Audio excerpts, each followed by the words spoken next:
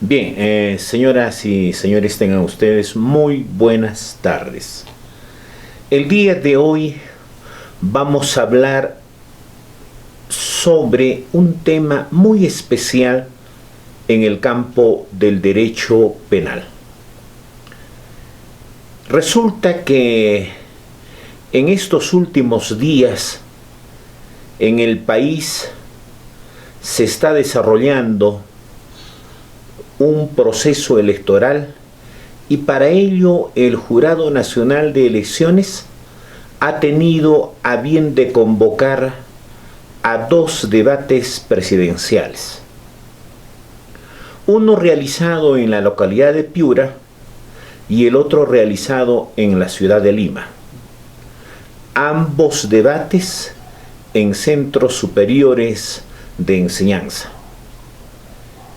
Y como quiera que es deber del Jurado Nacional de Elecciones el tener que realizar precisamente este tipo de actos políticos para que la población esté bien informada y pueda concurrir precisamente a las elecciones bien informado y consiguientemente poder depositar un voto de confianza, razones por las cuales el Jurado Nacional de Elecciones ha tenido a bien de convocar especialmente a los dos aspirantes presidenciales con la finalidad de que puedan esbozar y explicar a la población cuáles son precisamente los programas que ellos,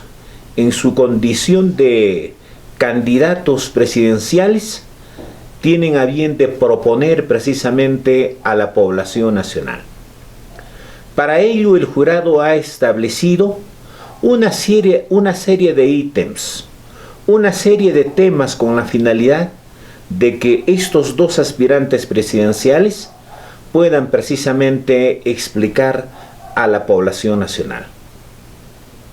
Uno de los temas objeto de tratamiento y materia de exposición que debiera ser precisamente por parte de los candidatos ha sido el tema de seguridad ciudadana y orden interno. Y ya en el primer debate realizado precisamente en la ciudad de Piura, ambos candidatos han tocado de manera superficial este tema, porque no era precisamente uno de los temas materia de debate, pero sí fue objeto de debate en el segundo conversatorio, en el segundo debate realizado en la ciudad de Lima. Pero ambos, como reitero, abordaron de forma tangencial o superficial sobre este tema. Y aquí les voy a hacer un resumen en apretada síntesis, cuál es precisamente la postura de ambos candidatos cuando han hablado sobre el orden interno y la seguridad ciudadana. Sabemos que el país actualmente atraviesa por una serie de problemas de orden delincuencial. La delincuencia se ha apoderado precisamente de las calles y está trayendo consigo una inseguridad tremenda dentro de la población nacional y que los aspirantes presidenciales están precisamente en el deber, en el imperativo categórico de tenernos que decir cómo van a resolver este problema. Y voy a pasar rápidamente en consecuencia los postulados que ambos candidatos tienen respecto a este tema específico. La aspirante presidencial, la señora Fujimori, plantea el incremento de las penas frente a la comisión de delitos. Nos dice que las penas previstas actualmente dentro de nuestra legislación nacional sobre los diferentes delitos que ella contiene son penas totalmente diminutas. Y al ser penas totalmente diminutas, insignificantes, es necesario que estas penas puedan elevarse hacia determinados años especialmente considerables, de tal manera que el delincuente, a efectos de incurrir en la comisión de un delito, tendrá que pensarlo una y otra vez a ver si va a realizar la comisión de un delito, considerando de que las penas, conforme esta aspirante presidencial plantea, deben ser las más altas posibles. Y de ser posible, nos dice, una vez privado de su libertad al sujeto, y si éste no sale de prisión, mucho mejor. O sea, nos está hablando de penas indefinidas. Eso por un lado. Y por el otro lado plantea que el castigo a los sujetos, a estos delincuentes, no solamente debe ser a través del incremento de las penas, sino el solo hecho que ya estén purgando una pena en algún centro penitenciario, ese solo hecho también debe ser un castigo para el delincuente. Y plantea en consecuencia que los establecimientos penitenciarios deben construirse en los lugares superiores a los 4.000 metros sobre el nivel del mar. Esto es, en los lugares como por ejemplo Puno. Nosotros nos encontramos aquí a 3.824 metros sobre el nivel del mar. Nótese que en consecuencia la señora Fujimori plantea que a efectos de poder hacerle una lucha frontal contra la delincuencia, dos son en consecuencia los aspectos de los que nos hablan sobre este tema. Claro que por cierto tiene otro tipo de medidas también para poderle hacer el problema frente a la delincuencia, como por ejemplo sacar al ejército de los cuarteles con destino a las calles para que no solamente cumplan como conforme lo manda la Constitución la defensa de nuestro país, sino también estarían supliendo de alguna manera la función de la Policía Nacional del Perú. Esto es cuidar el orden interno del país, cuidar la seguridad del país, ¿no? De los conciudadanos que habitamos el país. Y plantea también otro tipo de medidas, pero estos, lo que acabo de precisar, resultan siendo los más importantes y los que se relacionan precisamente al campo y al mundo del derecho penal. En tanto que el otro aspirante presidencial, me estoy refiriendo a Pedro Pablo Kuczynski, plantea y dice de que las penas establecidas dentro de nuestra legislación, dice, son penas totalmente también diminutas. Y es necesario, nos dice, incrementar las penas. Pero este aspirante presidencial no nos plantea el incremento de las penas privativas de libertad que nuestra legislación penal establece en los diferentes tipos penales. Lo que nos plantea es la sumatoria en la probabilidad de que el delincuente incurra en la comisión de 2 o 3 delitos. Entonces dice, la pena menor no puede estar subsumido dentro de la pena mayor como que actualmente se realiza.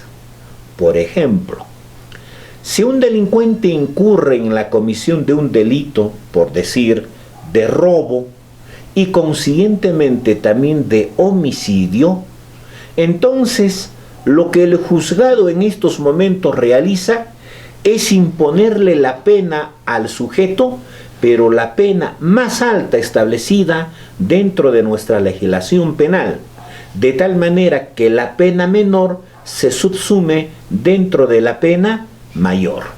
Por eso es que cuando se procesa a un delincuente por la comisión del delito, por ejemplo, de robo y homicidio, generalmente las penas privativas de libertad asignadas a estos delincuentes no pasan más allá de los 25 o 30 años de pena privativa de libertad. Lo que este aspirante presidencial plantea es que no pueden subsumirse, no deben ni pueden subsumirse la pena menor a la pena mayor.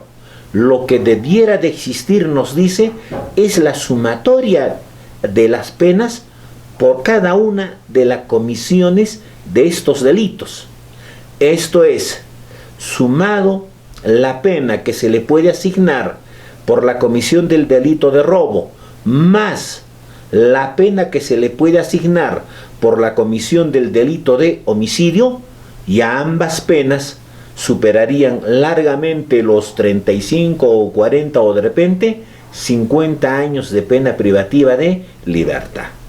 De tal manera dice que el castigo que se le debe de imponer al delincuente es por los delitos que ha cometido. No solamente se le debe de castigar, dice, por la comisión del delito mayor, sino por todos los delitos que haya cometido. Consiguientemente plantea en tal sentido la sumatoria de las penas. Y con eso vamos a ver en consecuencia en la realidad concreta de los procesos judiciales que van a haber sentencias, por ejemplo, de 40 o 50 o 60 años de pena privativa de libertad. Y frente a un delincuente, por ejemplo, de 40 o 30 años de edad, más una pena de 50 años, imagínense el delincuente de 30 más 50, ese delincuente estaría saliendo en libertad a los 80 años. Pues también este candidato nos plantea que los delincuentes no deben tener beneficios penitenciarios alguno. Esto es, los principios y las garantías establecidas dentro del Código Penal no deben ser objeto de asignárseles a este tipo de personas porque con su conducta y que con su actuar ponen pues en peligro la seguridad de las personas. Y consiguientemente no debe haber contemplación alguna frente a este tipo de personas porque no merecen ningún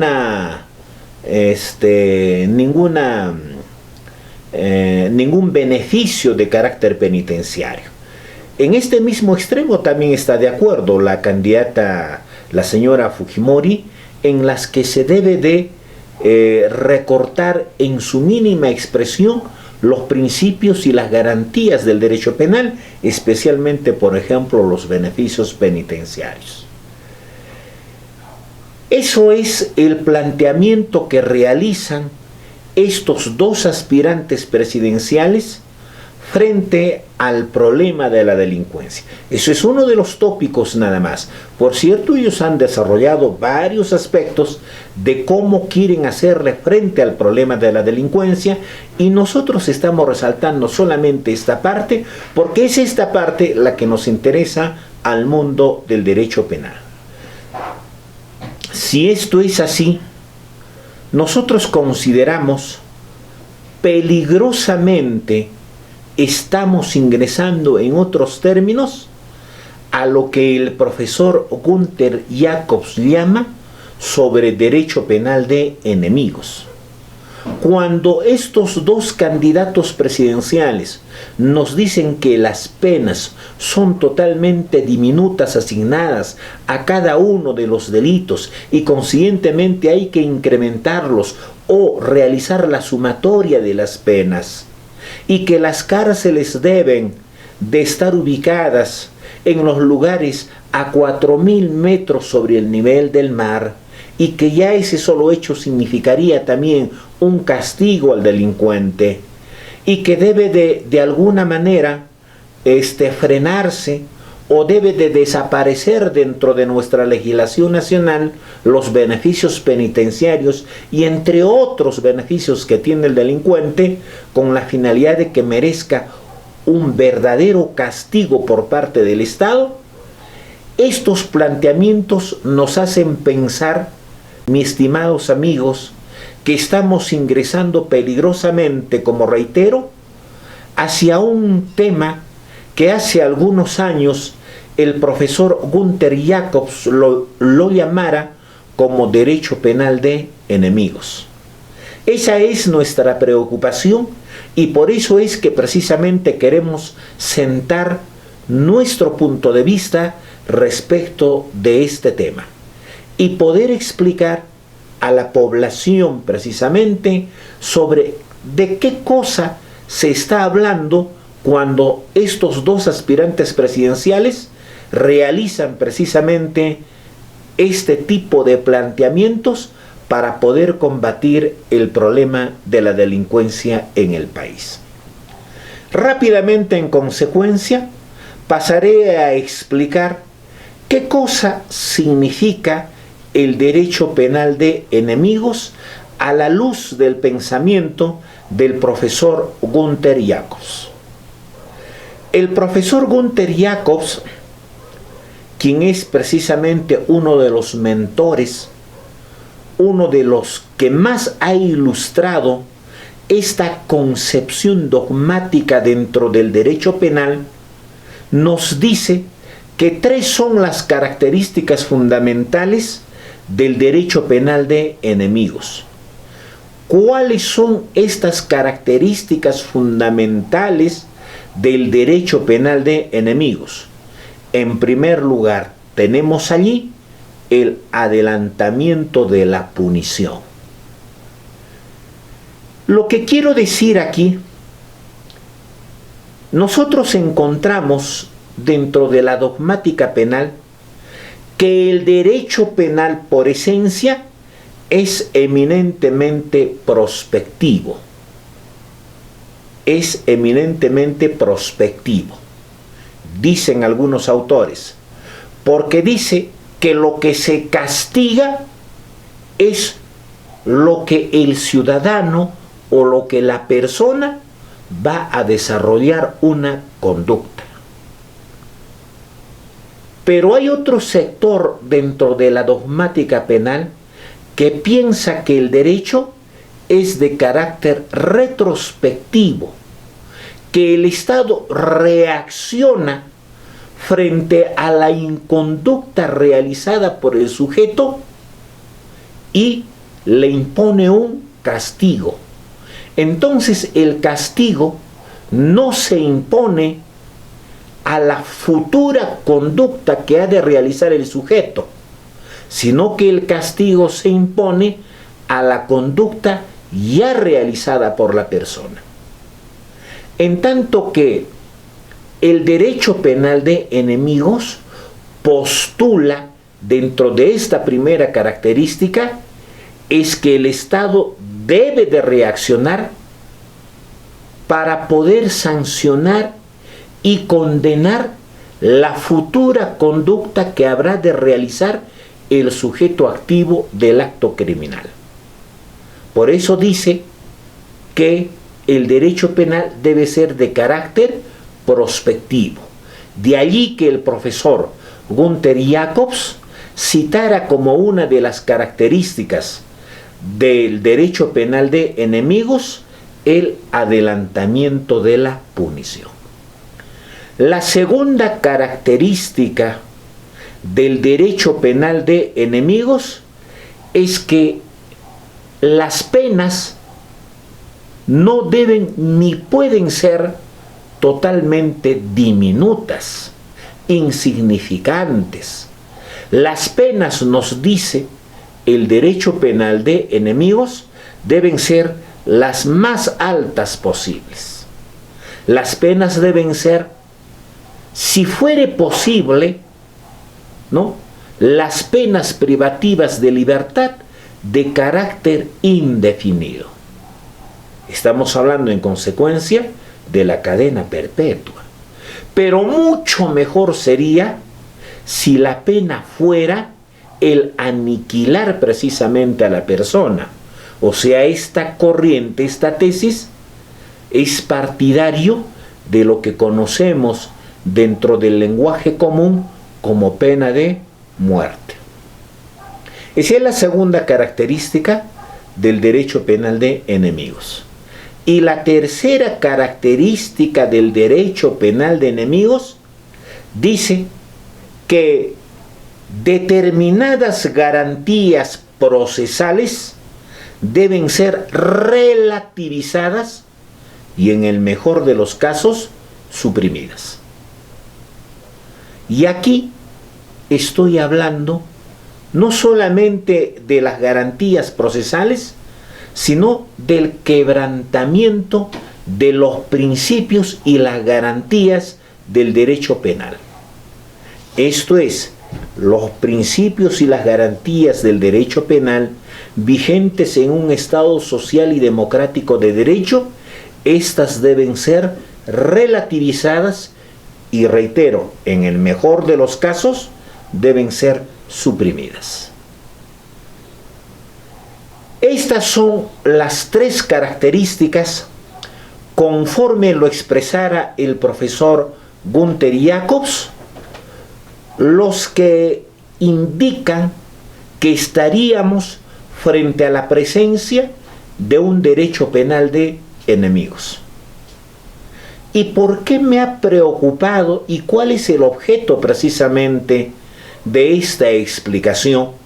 La preocupación que tenemos en estos momentos de los dos aspirantes presidenciales que, cuando nos hablan precisamente el cómo quieren hacerle frente al problema de la delincuencia, nos están diciendo que debe de haber un incremento de las penas.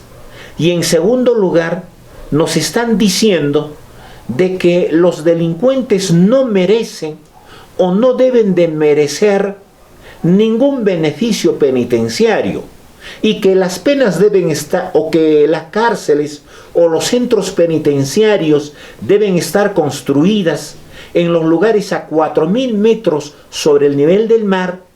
Eso significa la vulneración de principios y garantías del derecho penal. Entonces, eso es lo que me anima precisamente a poder explicar el día de hoy, porque peligrosamente, como reitero, estamos ingresando a lo que llamara en su momento el profesor Günther Jacobs como derecho penal de enemigos.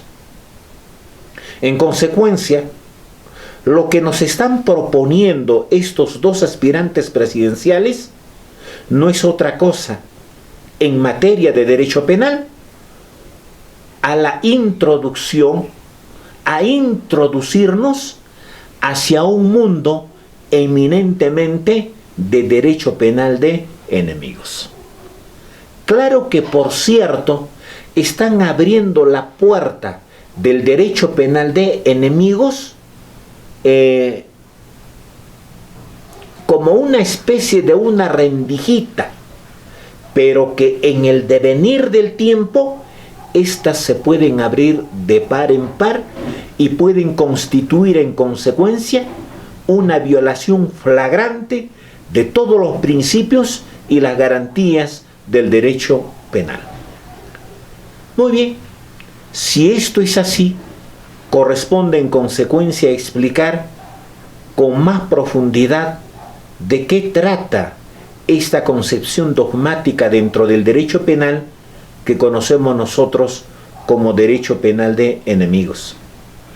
Al profesor Günther Jacobs se le ha imputado con una serie de calificativos cómo era de que un mundo en el que se supone estamos creciendo en lo que significa el pleno respeto de los principios y las garantías del derecho penal, en un mundo en el que se supone, como dice el profesor Luis Ferrajoli, dice de que debemos de tender hacia la humanización del derecho penal, ¿cómo es posible en consecuencia de que bajo las posturas que nos explica el profesor Günther Jacobs, no estamos apuntando sino a que se retroceda en el reconocimiento de los principios y las garantías del derecho penal? No estaríamos avanzando en consecuencia hacia la humanización del derecho penal. Estamos avanzando o estamos retrocediendo, en otros términos, en lo que significa en el campo del derecho penal, porque con planteamientos de esta naturaleza en el campo del derecho penal, como es el derecho penal de enemigos, lo único que estamos haciendo es hacer retroceder precisamente al derecho penal después de todo un avance que se ha tenido, porque gracias a la dogmática penal, gracias a la participación del pueblo, porque los principios y las garantías del derecho penal que hoy los tenemos asignadas dentro de la Constitución y dentro de nuestra legislación penal, muchos de estos principios y garantías han sido conquistadas por la población en sendas luchas y que han partido precisamente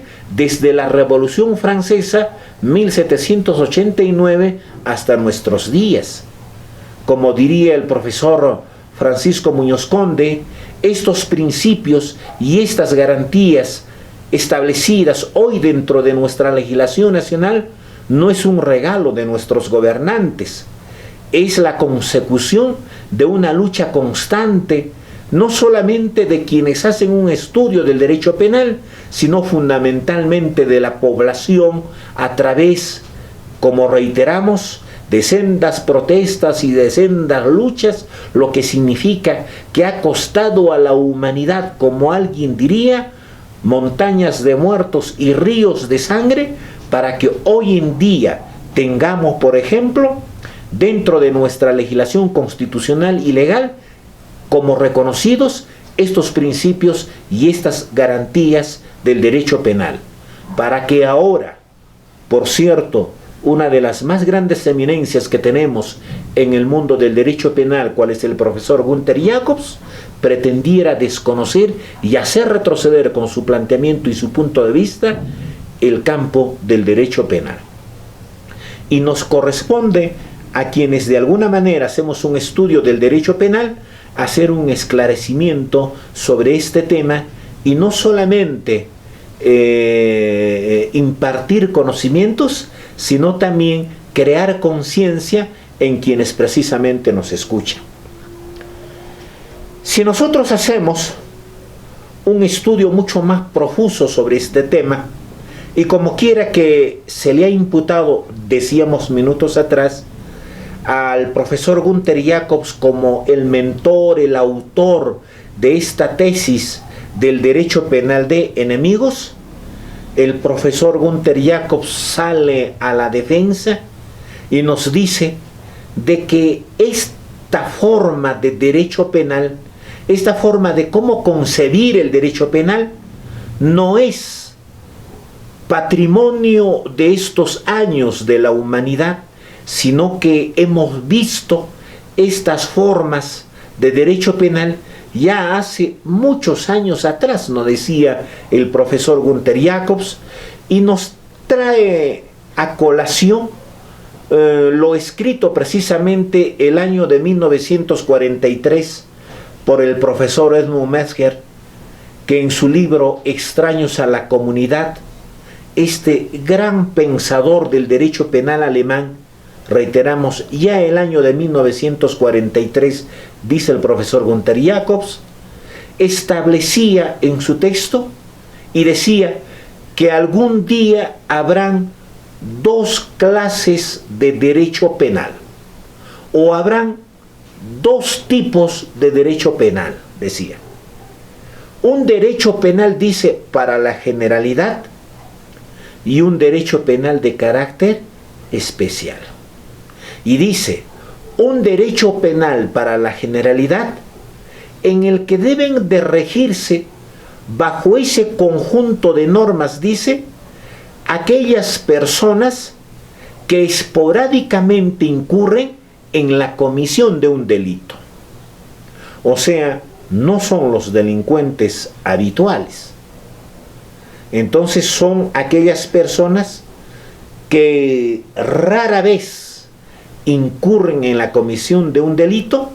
Este tipo de personas, dice el profesor Edmund Meyer, que deben de estar sometidas a ese derecho penal de la generalidad.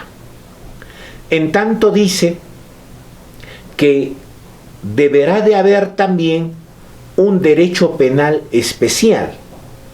¿Y quiénes, dice, deben de regirse o normarse bajo este derecho penal especial? Dice, son las personas, dice, que habitualmente incurren en la comisión de delitos.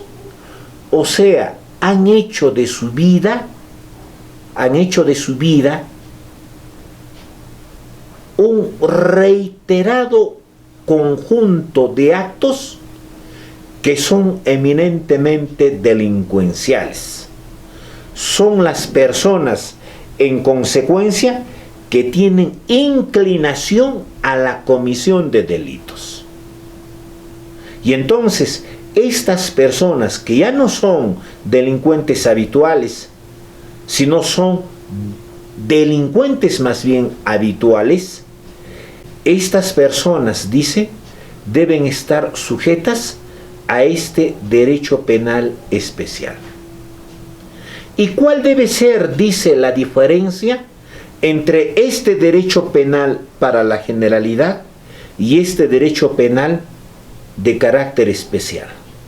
La diferencia, nos dice, es que en el derecho penal para la generalidad, dice, en este derecho el Estado debe de reconocer en este tipo de personas, dice, y deben de merecer el amparo y protección por parte del Estado, al margen de que se les reconozca la vigencia de los principios y las garantías del derecho penal.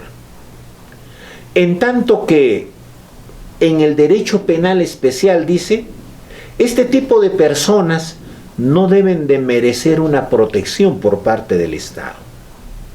Y al no merecer una protección por parte del Estado, dice, el Estado tampoco les puede reconocer los principios y las garantías del derecho penal que toda persona merece.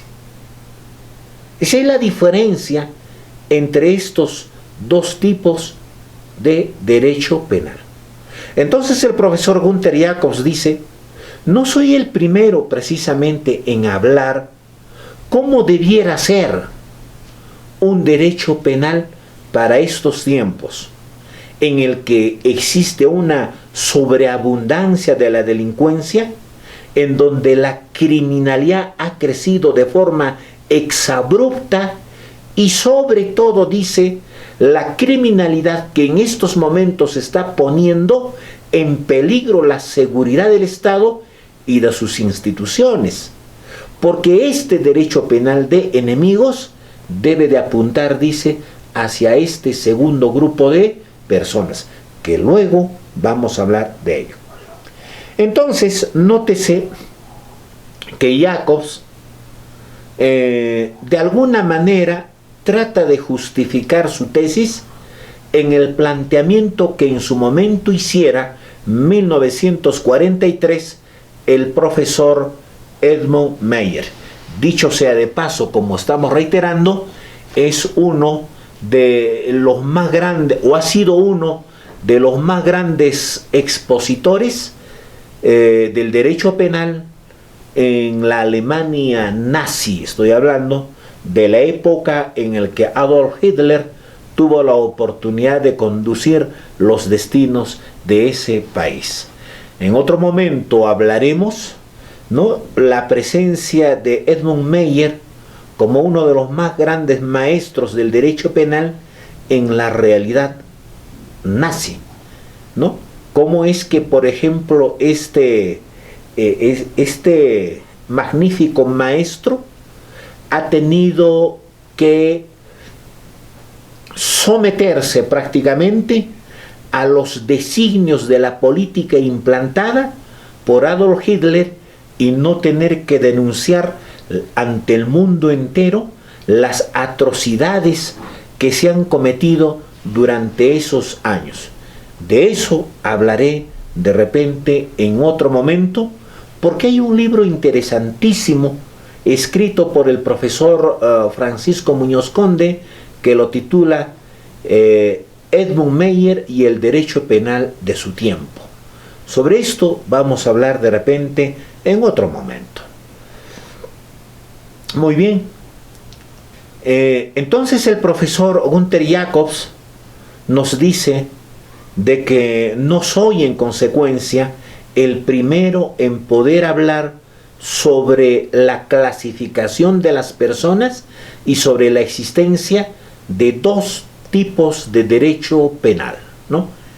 Como estamos viendo en uno de ellos, prácticamente es un derecho penal como la que dice el profesor Edmund Meyer, ¿no? Un derecho penal especial en el que prácticamente no se reconocen los principios y las garantías del derecho penal, y de eso es precisamente lo que nos están hablando nuestros dos aspirantes presidenciales. Pero Edmund Meyer no solamente dice, Günther Jacobs no solamente dice de que me baso o sustento mi tesis en base a los postulados que el año de 1943 versara en su momento Edmund Meyer, sino también hace alusión a 4 reconocidos filósofos dentro de la teoría del conocimiento. Y voy a uno por uno a explicar cómo es que bajo estos conceptos sustenta su tesis de derecho penal de enemigos el profesor Günther Jacobs. Primeramente hace mención a Rousseau, ¿no? Y todos sabemos que Rousseau es uno de los más grandes enciclopedistas del siglo XVIII y que con sus planteamientos, sus escritos, sus puntos de vista, se ha desarrollado toda una revolución en la Francia de 1789. Y Rousseau, en su tiempo, decía lo siguiente. Para no equivocarme, voy a hacer una lectura de un párrafo de lo que en su momento escribiera este genio de la filosofía. Rousseau decía que cualquier malhechor que ataque el derecho social deja de ser miembro del Estado, puesto que se halla en guerra con éste. Al culpable se le hace morir más como enemigo que como ciudadano. Nótese que Rousseau clasificaba a las personas en dos grupos, en enemigos y en ciudadanos. Conforme a Rousseau, ¿quiénes son los enemigos? Aquellos malhechores que atacan el derecho social. Sabemos nosotros de que la sociedad está compuesta por todo un conjunto de normas, por todo un conjunto de reglas. Y nosotros nos manejamos dentro de una sana convivencia social en la medida de que las personas respetemos precisamente ese conjunto de normas y ese conjunto de reglas. Porque en la medida de que se vulnere esas normas o esas reglas, Ese es el día en que vamos a atropellar el derecho y la libertad de los demás. Entonces, Rousseau considera de que las personas a los cuales les llama malhechores, estos malhechores que atentan y vulneren este derecho social expresado en normas y en reglas, deben ser considerados como enemigos. Y los respetuosos de este conjunto de reglas y de normas, del sistema legislativo, del sistema jurídico, deben ser llamados como ciudadanos. Entonces, nótese que Rousseau ya en su tiempo clasificaba a las personas en dos grupos, reiteramos, enemigos por un lado y por el otro lado, ciudadanos. Luego, el profesor Günther Jacobs nos hace mención a Fichte. ¿Qué decía Fichte?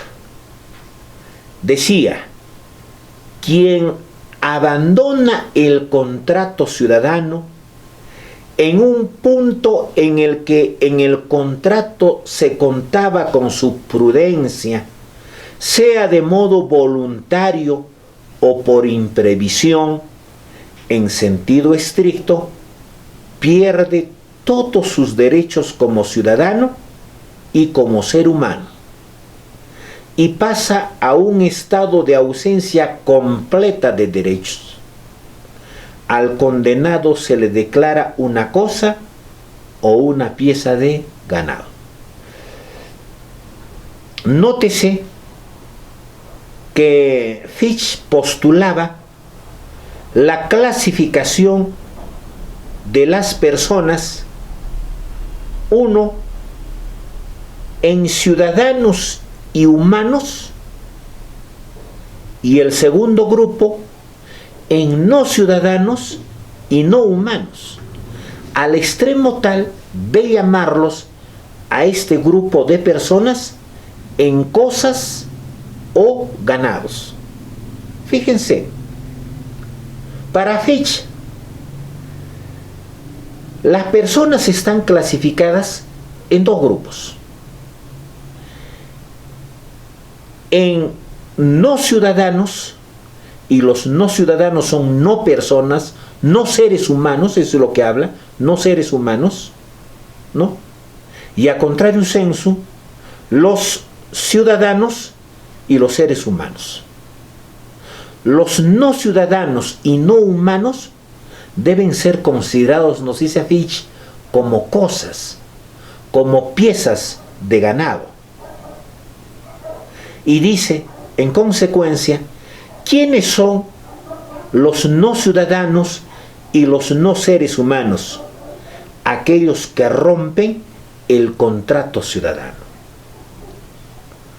Nosotros, traéndolo a estos tiempos, diríamos de que al venir a este mundo y para poder convivir con los demás, necesitamos respetar determinadas normas, necesitamos respetar determinadas leyes, porque si no la vida va a ser insoportable. Y el no respetar estas normas, estas reglas, conforme a Fichte, significa romper el contrato ciudadano. Entonces, el delincuente, que es el que quebranta las normas, que es el que quebranta las reglas, que no es otra cosa conforme a los postulados de Fichte, que es el que rompe el contrato social, el contrato ciudadano, estas personas deben ser calificadas como no ciudadanos y como no seres humanos. Y entonces, si no son seres humanos, hay que tratarlos como cosas, como objetos o como piezas de ganado, como dice Fichte. Entonces, nótese cómo Fichte dividía en su momento a las personas.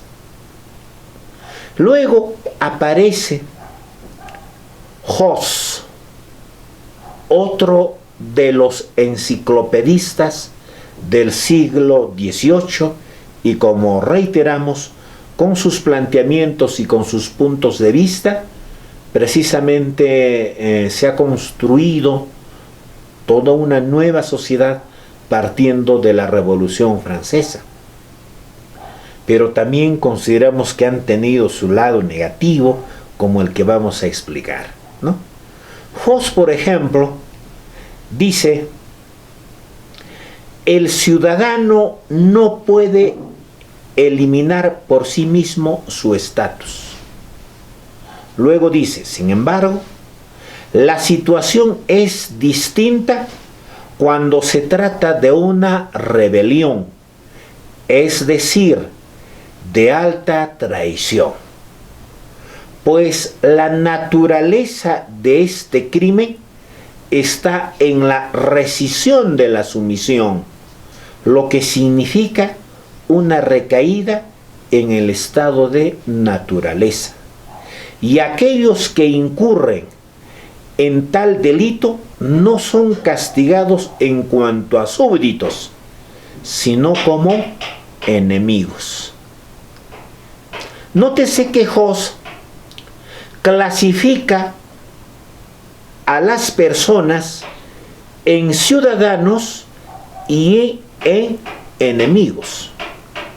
Y dice: las personas, por el solo hecho de considerarse como tales, no pueden renunciar ni se les puede quitar su estatus de ciudadano. O sea, un delincuente, por mucho que sea delincuente, haya robado, matado, violado, lo que quiera, no puede perder su condición de ciudadano. Y si no pierde su condición de ciudadano, debe de tener un amparo y protección por parte del Estado. En tanto que el enemigo dice: este sí es un sujeto, dice, que ha decaído hacia los niveles tal del estado de naturaleza. Cuando las personas ingresamos en el estado de naturaleza, cuando no reconocemos el sistema, por ejemplo, legislativo nacional. Para nosotros, por ejemplo, no existe constitución, no existiría ley vigente, no existiría el Estado, no existirían las instituciones del Estado. En otras palabras, no existe nada. Y nosotros nos manejamos conforme nuestra conciencia nos pueda ordenar, conforme nuestra conciencia nos pueda mandar. No reconoceríamos el derecho ni la libertad de nadie. Eso significa caer en el estado de naturaleza. Y son aquellos que en estos tiempos actuales vendrían a estar circunscritos dentro de ella las personas, por ejemplo, alzadas en armas, o sea, los terroristas, que son los que no reconocen el sistema legislativo nacional, el sistema jurídico nacional, el Estado ni las instituciones del Estado. Y entonces este tipo de personas se estaría circunscribiendo, conforme a Hoss, dentro del grupo de enemigos, que luego vamos a ver este tema, ¿ya? Entonces nótese que Hoss ya en su tiempo clasificaba a las personas en ciudadanos y enemigos. Luego aparece Kant. Kant también, de igual manera, nos dice de que los hombres pueden estar circunscritos dentro del estado de naturaleza o dentro del estado comunitario legal. ¿Quiénes son los que se encuentran dentro del estado de naturaleza? Como hemos referido hace minutos atrás, aquellos, por ejemplo, que no reconocen el sistema legislativo nacional, el sistema jurídico nacional, no viven dentro de la juridicidad nacional. En tanto que los que viven en un estado comunitario legal son aquellos que reconocen la presencia del Estado, de sus instituciones, de su sistema legislativo. Esas son las personas que viven en consecuencia dentro de un estado comunitario legal. Y luego dice, quienes viven en un estado de naturaleza deben ser enemigos.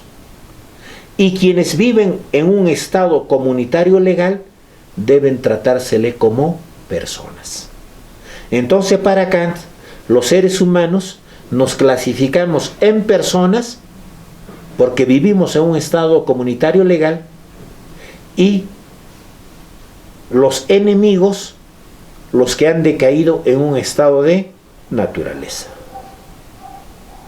Entonces dice el profesor Günther Jacobs que la clasificación de las personas ya se ha hecho en épocas anteriores y con gente muy ilustrada en la materia, y nos trae a estos 4 autores como el fundamento de su concepción de derecho penal de enemigos. Y por eso el profesor Günther Jacobs clasifica precisamente a los seres humanos en personas y en individuos. Y dice, ¿quiénes son las personas? Dice.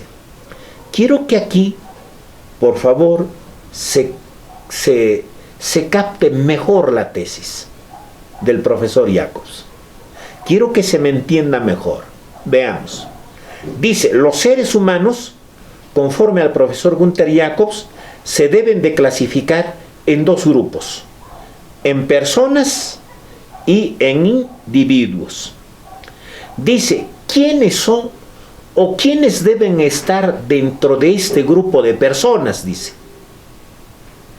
aquellos sujetos, dice, que esporádicamente incurren en la comisión de un delito. Aquellos sujetos que, si bien es cierto, pueden incurrir en la comisión de un delito, pero esa conducta es solamente, dice, una simple irritación dentro de la relación social, dentro de las relaciones humanas que tenemos las personas. En otras palabras, dice, es un simple desliz que puede ser reparado. Y nos hace un ejemplo. Y nos dice, un sobrino mata a su tío, a quien está llamado a suceder, para acelerar la herencia. Ningún Estado, luego dice, sucumbe por estas características. Más aún, dice, el hecho no se dirige contra la permanencia del Estado y ni siquiera, dice, contra la de sus instituciones. Aquel que roba, mata, viola, ¿pretenderá poner en peligro la seguridad del Estado? ¿La vigencia del Estado? ¿La vigencia de las instituciones del Estado? Definitivamente que no.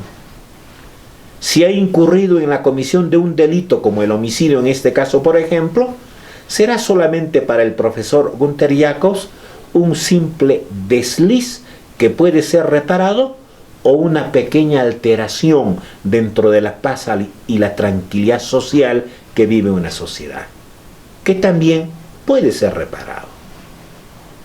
Entonces dice, este tipo de personas que incurren en la comisión de un delito, por mucho que puedan incurrir en la comisión del delito de robo, violación sexual, homicidio y otro tipo de delitos, con la comisión de este tipo de delitos no estamos poniendo en peligro la seguridad del Estado.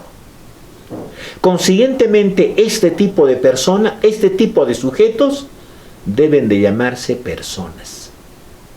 Y para este tipo de personas tiene que haber un código penal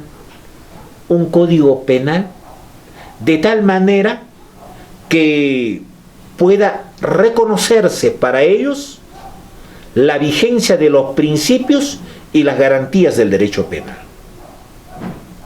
Lo que diría, lo que podríamos decir a contrario sensu del planteamiento, por ejemplo, de la señora Fujimori, no podría para este tipo de personas construir, por ejemplo, cárceles a más de 4.000 metros sobre el nivel del mar, 4.000 metros sobre el nivel del mar, porque estaría violando el principio de humanización de las penas.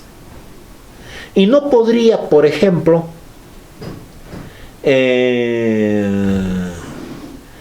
lo que decía el otro aspirante presidencial, la sumatoria de las penas, ¿no es cierto? Con eso se van a incrementar las penas.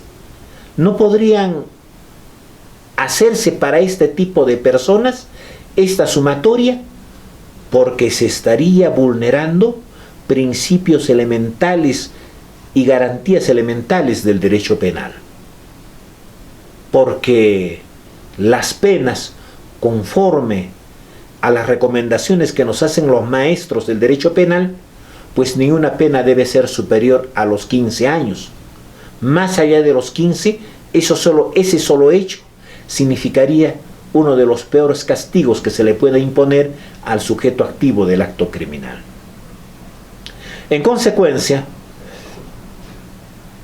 para este tipo de personas, para este tipo de sujetos, llamadas personas, estos sujetos deben de tener una protección por parte del Estado. En tanto dice que los individuos, dice, son las personas que tienen conductas que quebrantan la norma, pero de manera duradera. Son las personas que ponen con su conducta en peligro la existencia del Estado y la existencia de las instituciones del Estado. ¿Con qué tipo o con la comisión de qué tipo de delitos podemos poner en peligro la seguridad del Estado, la vigencia del Estado, la vigencia de las instituciones del Estado? ¿Con qué tipo de delitos? Solamente con la comisión del delito de terrorismo. Entonces, para los terroristas debe de haber una legislación especial, una legislación en el que no puedan tener una protección por parte del Estado, porque son los que luchan precisamente en contra del Estado. Y si son los que luchan en contra del Estado, no podrían en consecuencia exigir una protección por parte del Estado. Y el Estado no podría brindarles a este tipo de sujetos el respeto, por ejemplo, de los principios y las garantías del derecho penal, porque si son los que están desconociendo el Estado, no podrían exigir en consecuencia al Estado de que se les proteja o se les respete los principios y las garantías del derecho penal. Por eso el profesor Gunther Jacobs plantea un derecho penal de carácter especial para este tipo de sujetos que con su actuar reiterado y duradero ponen en peligro la seguridad del Estado y la seguridad y la vigencia de sus instituciones.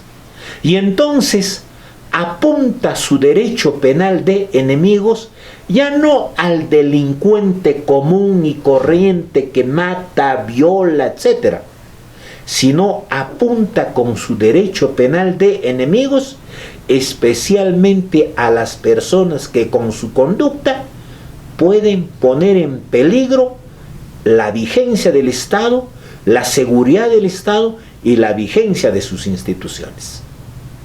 Y para ellos, ningún respeto de principios y garantías del derecho penal. Y ello significaría, en consecuencia, que muy bien puede implantarse para este tipo de sujetos la pena de muerte, las cadenas perpetuas, y que la ejecución de las penas, por ejemplo, deben estar de repente en cárceles o en centros penitenciarios que estén construidos en los lugares superiores a los 4.000 metros de altura. Ningún beneficio penitenciario para ellos, ¿no? O sea, no pueden tener los beneficios penitenciarios porque gracias a estos beneficios, ¿no? Los penados de su libertad pueden salir en libertad antes de poder concluir precisamente el término asignado de pena establecida en su sentencia. Entonces, para ellos no puede haber esta clase de beneficios. Nótese que en consecuencia la drasticidad como la que se debe de tratar precisamente a este tipo de personas. Pero aquí hay que tener sumo cuidado. Cada país puede establecer quiénes son los que pueden encontrarse dentro de la comisión del delito de terrorismo. ¿Quiénes? Por ejemplo, si nosotros lanzáramos una idea en estos momentos y dijéramos de que no estamos de acuerdo con el orden social establecido y que debe de cambiarse, por ejemplo, este sistema por otro mejor, podemos fácilmente estar circunscritos dentro de la comisión de este tipo de delitos. De allí radica precisamente la peligrosidad de introducirse en un Estado el derecho penal de enemigos. Porque personas de repente bien intencionadas por querer dar alternativas de solución a determinados problemas de carácter económico, social y político, pueden fácilmente ser catalogados y circunscribirse dentro de la comisión de este tipo de delitos. Por eso es que los estudiosos del derecho penal en todas partes del mundo y en todos los escritos, los foros que están realizando hoy en día, exhortan precisamente a los estudiosos del derecho penal, a los políticos, a los gobernantes, que no debemos o no deben precisamente adoptar dentro de su sistema legislativo nacional y especialmente de carácter penal modelos como el que nos plantea el profesor Günther Jacobs. Entonces, dicho así, nosotros consideramos de que en verdad somos una sociedad eminentemente conflictiva porque los bienes de la vida no alcanzan para todos. Y si los bienes de la vida no alcanzan para todos, definitivamente de que existen problemas. Y los problemas tienen que ser resueltos por el control social de tipo formal y específicamente en este caso por el derecho penal. Sabemos que el derecho penal por esencia y por antonomasia es eminentemente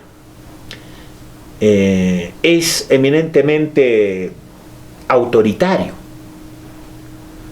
porque como decía el profesor Francisco Muñoz Conde, la peor forma de cómo los hombres quieren resolver sus problemas no es sino utilizando el derecho penal, y el derecho penal en consecuencia es la peor forma de cómo los hombres queremos componer nuestros problemas.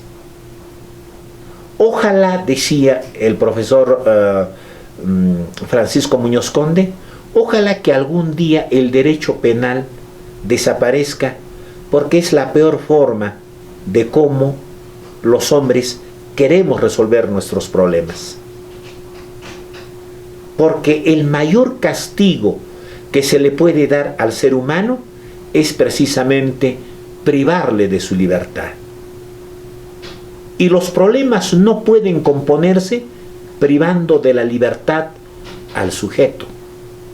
Por eso el profesor Muñoz Conde decía, ojalá que algún día esta forma de componer los problemas desaparezca dentro de la sociedad. De ahí que el derecho penal es eminentemente autoritario. Pero si nosotros aplicáramos el derecho penal de enemigos, estaríamos yendo hacia un derecho penal mucho más autoritario de lo normal.